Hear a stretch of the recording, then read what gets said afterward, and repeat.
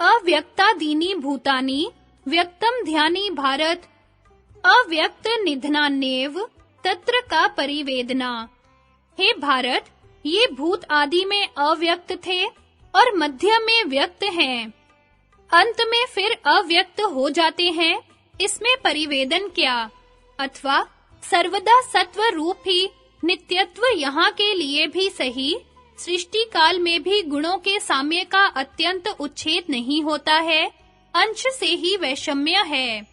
आवरण रूप गुण साम्य सदा ही रहता है, अन्यथा साम्यावस्था का अत्यंत उच्छेद होने पर पर्वताहीना बन सकेगी। इस सूत्र ने उधर्व मूल मदह शाखम इत्यादि, गीता के अव्यक्त मूल प्रभव इत्यादि मोक्ष धर्म आदि का अनुसरण करके संसार रूप गुण वृक्ष का ही चतुष्पर्वत्या निरूपण किया है। उस वंश तुल्य गुण वृक्ष के पूर्व तत्व आवरणों के अंश से ही उत्तर तत्व रूप से परिणत होते हैं, जैसे कि समुद्र के अंश से फेन आदि रूप परिणाम हुआ करता है, जैसे दूध सर्वांश से दही बन जाता है, पूर्व तत्व का सर्वांश से परिणाम होता है, वैसा नहीं है। उत्पन्न कार्य के कारण से पुनः पूर्णार्थ तो कारणों को स्व कार्य के आवरक होने से अवस्थान सिद्ध है, इसलिए सर्ग काल में भी बहिर्लिंगावस्था के अवस्थान से उसकी नित्यता है। शंका, प्रकृति को लेकर 8 आवरण ब्रह्मांड के सुने जाते हैं, तन्मात्रा नहीं सुनी जाती है।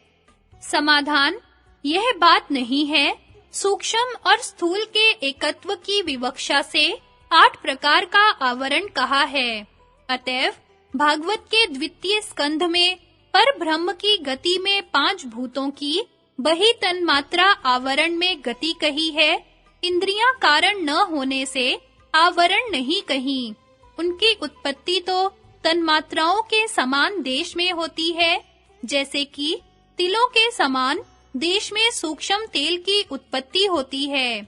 इधर 3-3 अवस्थाओं में अनित्यत्व रूप वैधर्म्यों को कहते हैं। त्रियाणामीति 3 अवस्था विशेषों की आदि उत्पत्ति में पुरुषार्थता कारण होती है। आदि उत्पत्ति में उपादान कारण के व्यवच्छेद के लिए कहते हैं। सर्वार्थ इति, और वह अर्थ हेतु निमित्त कारण होता है। अतः तीनों अवस्थाएं अनित्य कही जाती हैं, शेष सुगम है। पर्वों में नित्य और अनित्यत्व वैधर्म्य को कहकर पर्वी गुणों का पर्वों से वैधर्म्य कहते हैं। गुणास्तिवती सत्व आदि गुण तो सर्व विकारों में अनुगत है, अतः उत्पत्ति और विनाश से शून्य है। अलिंग अवस्था भी गुणों के सदृश नित्य नहीं है। शंका, त्रिगुणात्मक प्रकृति के नित्य होने पर प्रकृतिम पुरुषम चैव प्रविश्यात्मे इच्छा हरि शोभ्यामास संप्राप्ते सर्ग काले व्याव्यो तस्मात् व्यक्तम उत्पन्नम त्रिगुणम द्विज सत्तम। हे द्विज, सर्ग काल प्राप्त होने पर हरि ने आत्म इच्छा से व्यय और अव्यय प्रकृति और पुरुष में प्रविष्ट होकर इनमें क्षोभ उत्पन्न किया। उससे त्रिगुणात्मक अव्यक्त उत्पन्न हुआ।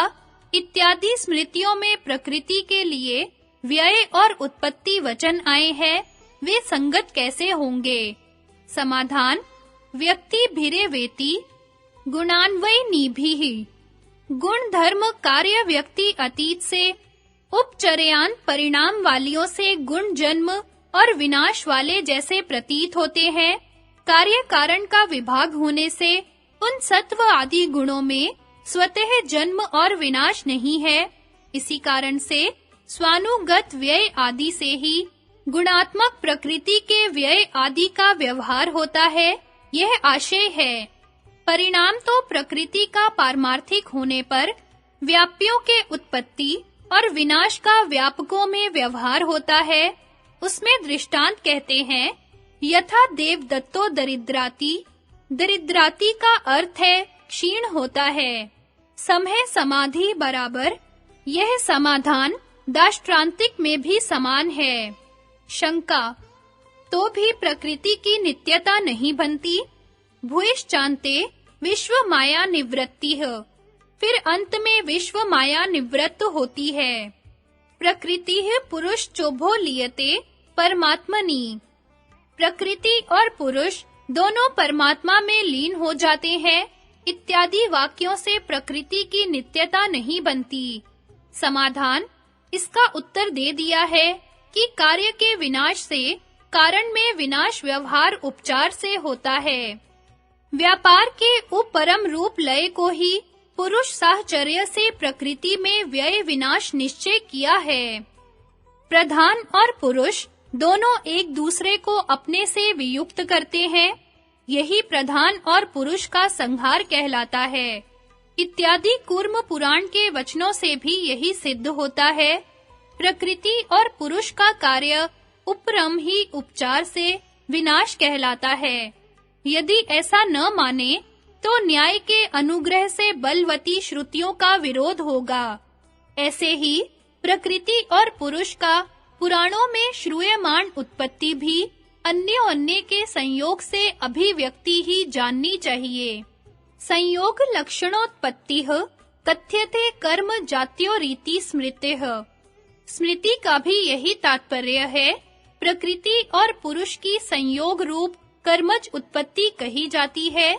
तथा चोक्तम न घटत उद्भवः प्रकृति पुरुष्यो रज्यो रुभ्य युजा भवन्त्य सुभृतो जल बुद्बुद्वत् तव्यत इमे ततो विविध नाम गुणै परमे सरित इवार्णवे मधुनि लिल्युर शेषाः।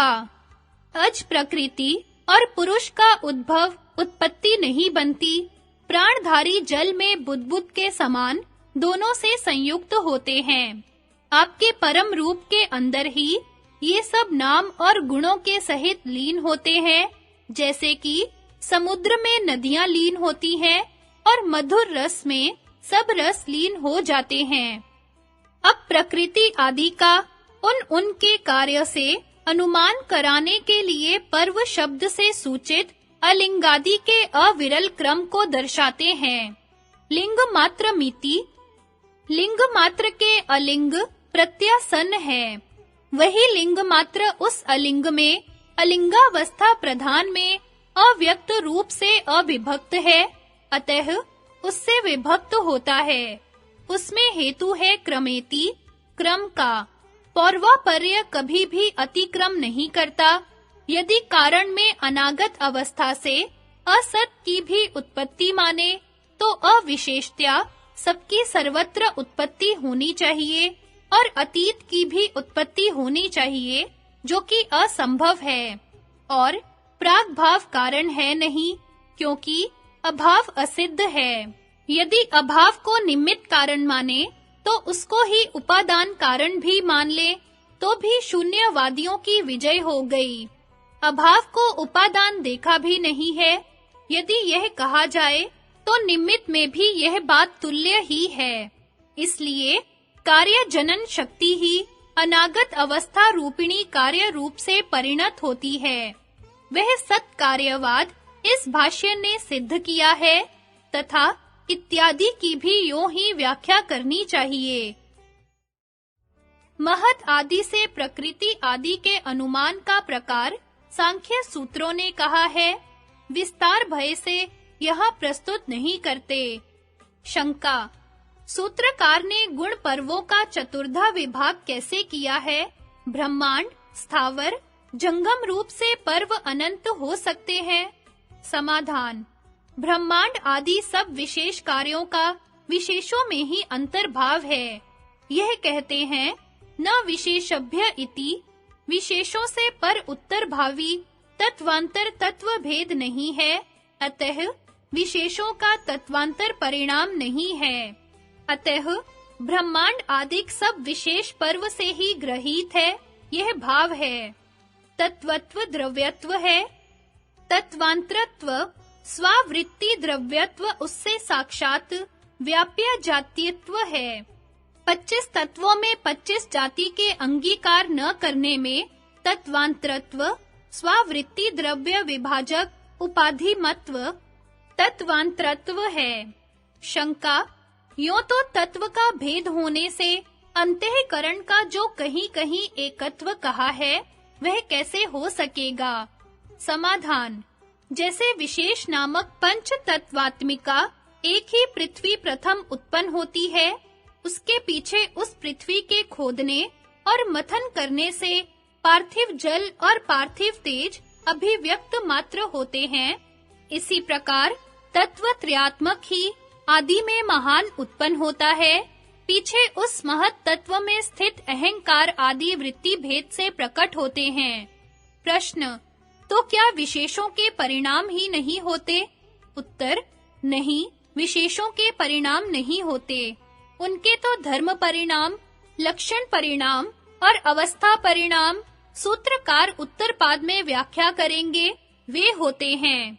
यथा तमोवा इदमेकमास तत्परम सयात तत्परेणे रीतम विष्मत्वम प्रयाति एतद्वे रजसो रूपम तद रजः खल्वीरितम विष्मत्वम प्रयाति एतद्वे सत्वस्य रूपम तत्सत्वमे विरीतम तमसः संप्रास्त्रवत् तत्सांशो अयम यश्चेतिता मात्रः प्रतिपुरुषम क्षेत्रज्ञ संकल्पाध्य वसाय लिंग प्रजापतिस्तस्य प्रोक्ता अस्यास्तन्वो ब्रह्मरुद्रो विष्णुरित्यादि।